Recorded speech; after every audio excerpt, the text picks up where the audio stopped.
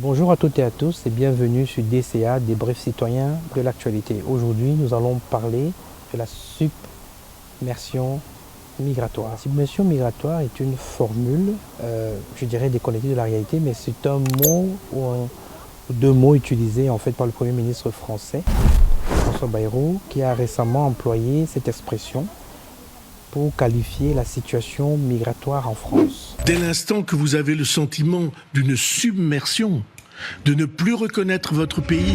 Alors, quand il parle de la submersion migratoire, de qui parle-t-il? Qui sont les migrants aujourd'hui? Ce que l'Organisation internationale pour les migrations OIM déclare, c'est que seule une personne sur 30 dans le monde est un migrant. Autrement dit, la grande majorité des êtres humains vivent toujours dans leur pays de naissance. Les migrations sont un phénomène global, certes, mais marginal à l'échelle planétaire. Les causes des migrations sont diverses. Pour rappel, donc les migrants se déplacent pour cause de conflits, pour cause de persécutions, pour cause de changements climatiques, pour cause de pauvreté, d'inégalités économiques, études ou encore pour cause de regroupement familial. Les migrants sont majoritairement, en général, c'est vrai, des personnes comprises entre 18 et 30 ans et se dirigent souvent vers des pays voisins ou géographiquement proches. C'est très important de souligner ça parce qu'en fait, quand François Bayrou parle de submersion migratoire, je pense que c'est très important de comprendre encore une fois de plus que les migrants se déplacent d'abord et prioritairement vers les pays limitrophes, avant toutefois de devoir traverser et peut-être éventuellement venir en Europe et ailleurs. Mais ce que je voudrais mentionner aujourd'hui sur la terminologie de migration, c'est qu'on a toujours tendance à confondre, parce que le mot migration, on englobe généralement tout à l'intérieur. Par exemple, pourquoi les citoyens européens ne sont-ils pas perçus comme des migrants? Parce que quand on parle des migrants, en général, on a tendance à exclure les citoyens européens de ce mot migrant.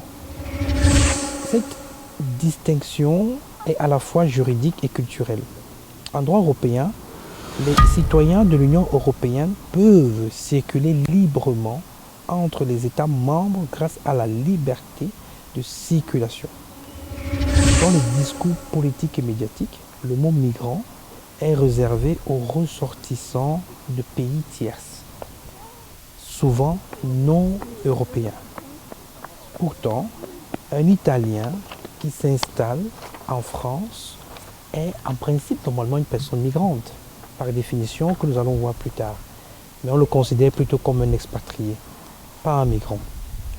Ce vocabulaire est donc lourd de jugements implicites, positifs certes pour les Européens, donc expatriés, mais migrant qui sera plutôt une connotation négative pour les personnes d'origine étrangère.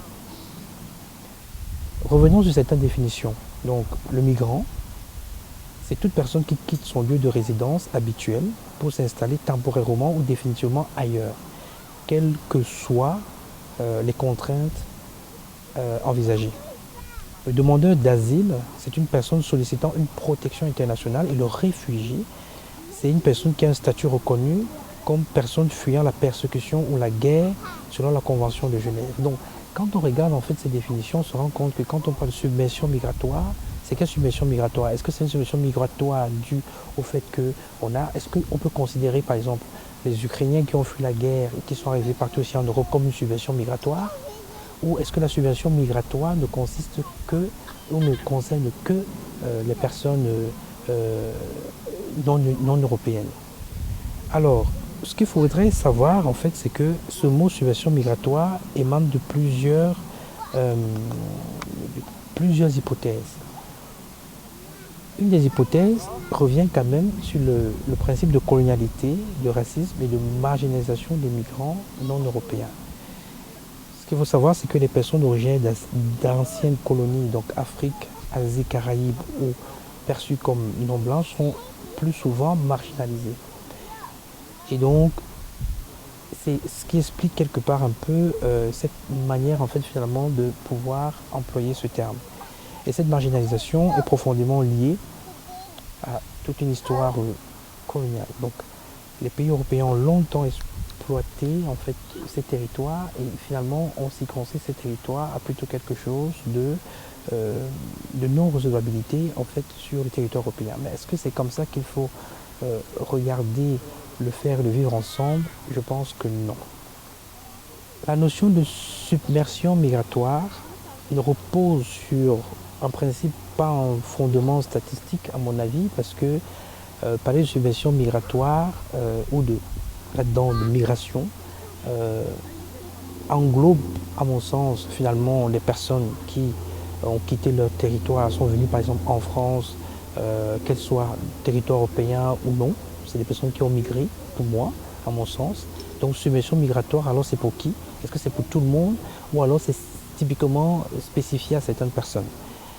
Mais ce terme alimente en tout cas des peurs irrationnelles et invisibilise des réalités complexes. Mieux comprendre donc les flux migratoires, leurs causes et leurs dynamiques, c'est aussi mieux déconstruire finalement les discours simplistes et souvent discriminants. Et je pense que plus que jamais, l'Europe dans son ensemble devrait en fait éviter en fait ce type de discours et plutôt essayer quelque part de considérer en fait simplement tout être humain qui simplement se déplace d'un territoire à un autre comme migrant, peu importe qu'il ait un titre de séjour ou pas un titre de séjour. Mais ça c'est encore je pense un sujet très sensible, un sujet qu'on pourra développer dans nos prochains épisodes. Suivez-moi sur YouTube, Facebook, TikTok, Instagram. Prochain épisode.